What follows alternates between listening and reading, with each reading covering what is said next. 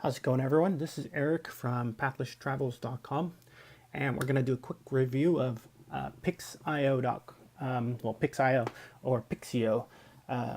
It's a online web editing tool, which is really great, or raw editor to be more specific, which is a really good tool for people who want to edit RAWs on the go or network raw files on the go. So I'm going to go ahead and log into my Pix.io account. So about Pix.io, it requires, well, a Pix.io account. Currently it is free, which is great. And it also requires a Google Drive account, which you can sign up for free as well. Once you sign up for Pix.io, it automatically connects you to your Pix.io, asks you to connect to your Google Drive account. These are photos I've already imported before. It's actually pretty easy to make your own photos in here as well. On the left-hand side, it has a collections feature, which is great. Earlier, I had already started to bring in photos. So I'm going to start bringing photos again. I'm going to actually create a new collection. I just recreate the one I had in here earlier, Pereira. And I'm going to bring in some photos from Pereira right on in here.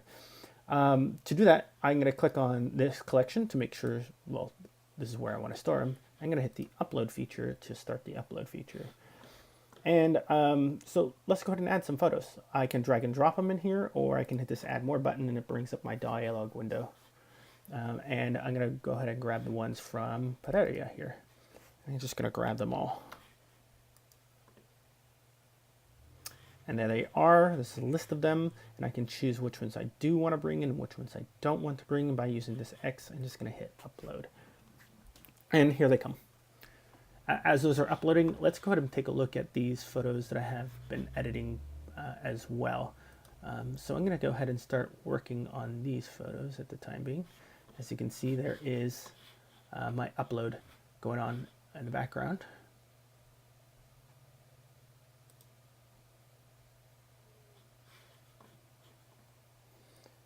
And here's those photos.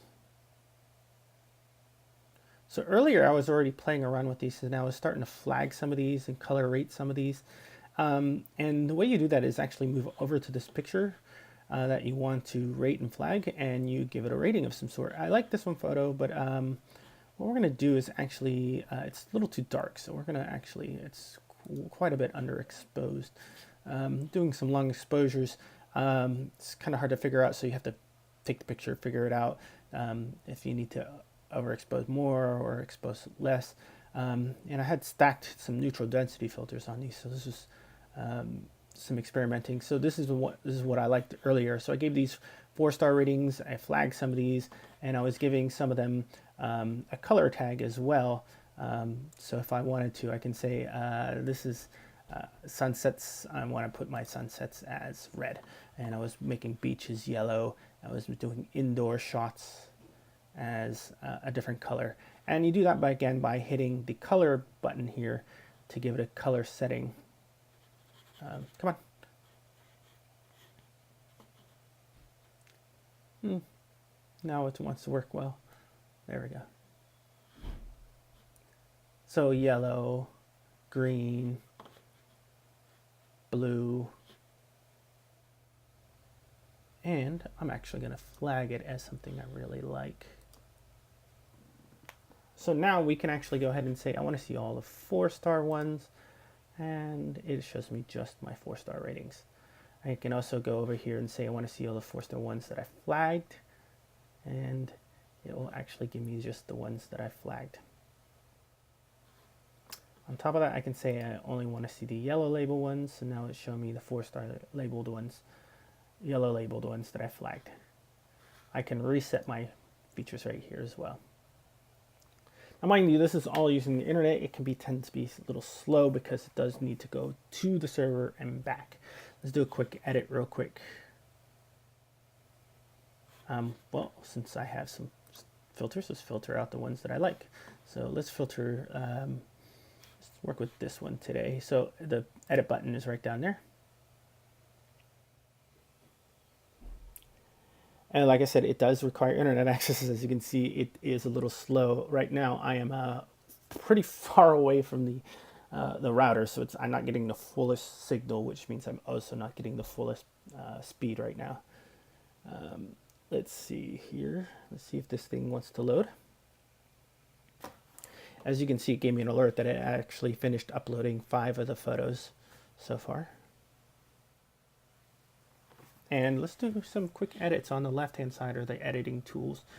As you can see, I can actually do my color picker to help me pick what color I'm going to be working with.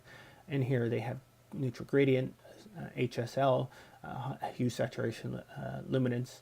You can adjust your brightness and contrast, saturation, curves, some red eyes. You can add a sepia effect as well as change the temperature.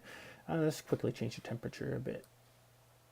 I'm going to add a lot more yellow to this just to see what happens. You can see right down here is this going to work on the actual file itself. So one of the drawbacks you'll notice is that it has to take some time to render. As you can see, it doesn't give you real-time editing effects to it. As you can see, I added a lot more blue to it the way I wanted, but it just really took a long time to figure out if that's the amount of blue I wanted.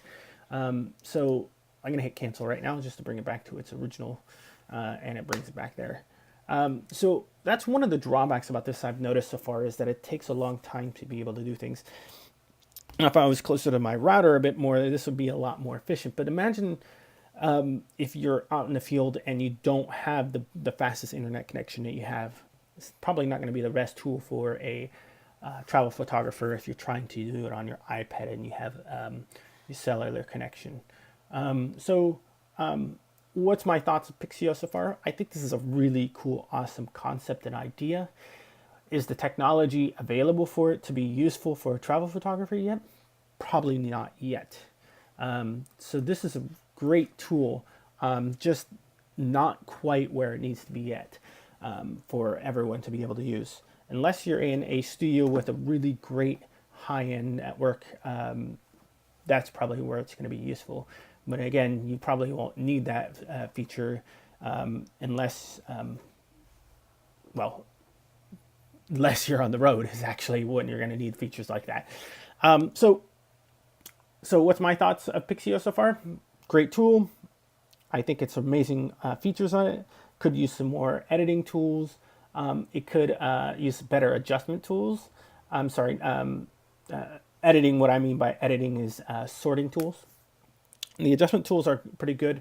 I just would love to see levels because that's what I'm used to. Is it fast enough?